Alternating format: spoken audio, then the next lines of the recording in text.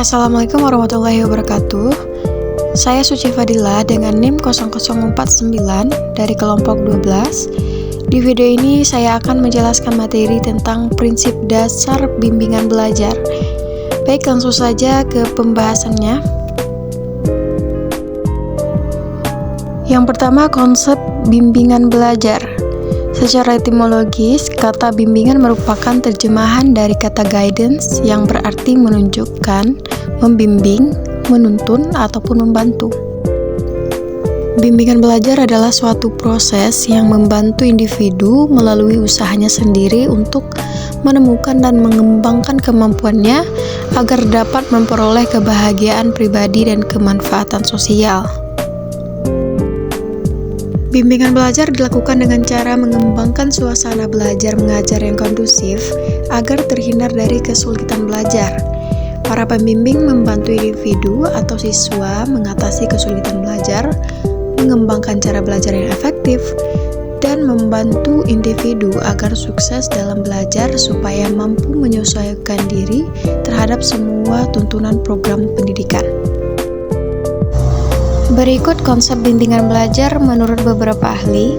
Yang pertama, Stoop and Walquist. Bimbingan belajar adalah proses yang terus-menerus dalam membantu perkembangan individu untuk mencapai kemampuannya secara maksimal dalam mengarahkan manfaat yang sebesar-besarnya baik pada dirinya maupun orang lain.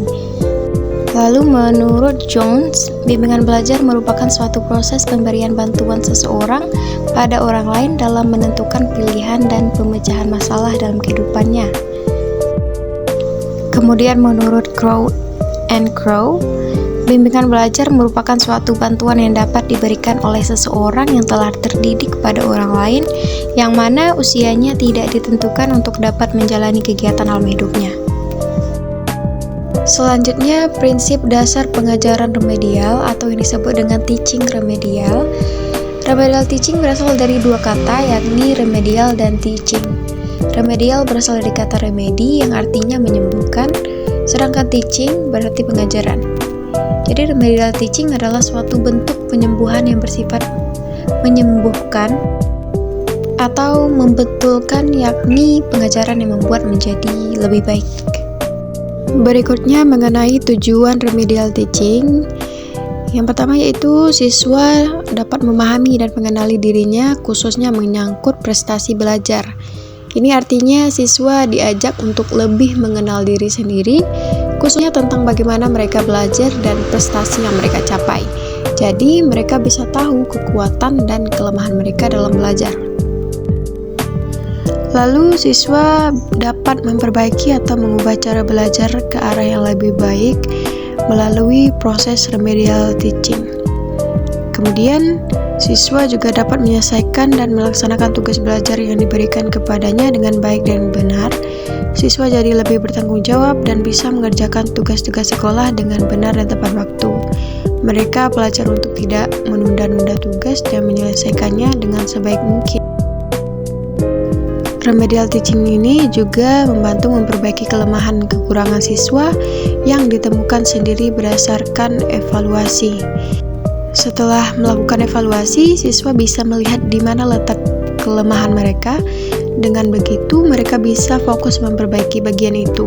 Misalnya, kalau ternyata lemah di matematika, mereka bisa berlatih lebih banyak soal matematika. Remedial teaching juga memiliki beberapa fungsi. Yang pertama, fungsi korektif.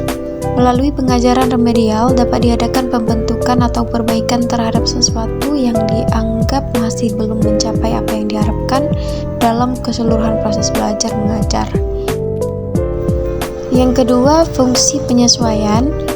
Agar dapat membantu siswa untuk menyesuaikan dirinya terhadap tuntutan belajar, sehingga siswa dapat belajar sesuai dengan keadaan dan kemampuan pribadinya, serta mempunyai peluang yang besar untuk memperoleh hasil belajar yang lebih baik. Lalu yang terakhir, fungsi pengayaan. Dimaksudkan agar remedial teaching dapat memperkaya proses belajar mengajar.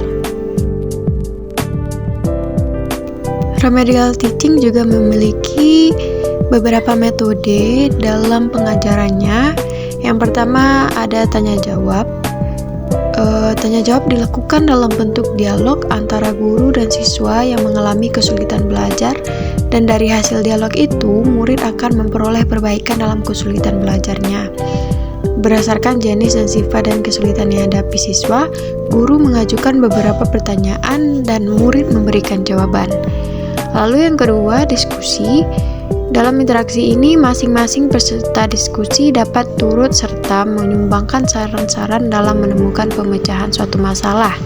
Dalam hubungan dengan remedial teaching, diskusi dapat digunakan sebagai salah satu metode dengan memanfaatkan interaksi antara individu dalam kelompok untuk memperbaiki kesulitan belajar. Yang terakhir, pemberian tugas. Dalam metode ini, siswa dapat diberikan sejenis tugas yang dapat mereka kerjakan kembali sebagai bentuk evaluasi ulang dari remedial sebelumnya agar dapat dipahami lebih baik dan belajar dari kesalahan sebelumnya. Itulah penjelasan materi mengenai prinsip dasar bimbingan belajar. Dapat disimpulkan bahwa bimbingan belajar dan pengajaran remedial memainkan peran kunci dalam memastikan setiap peserta didik dapat mencapai potensi penuh mereka melalui bantuan yang tepat dan lingkungan belajar yang mendukung. Sekian penjelasan dari saya. Semoga penjelasan tadi dapat membantu kita untuk memahami mengenai prinsip dasar bimbingan belajar secara lebih baik ke depannya. Akhir kata saya ucapkan wassalamualaikum warahmatullahi wabarakatuh.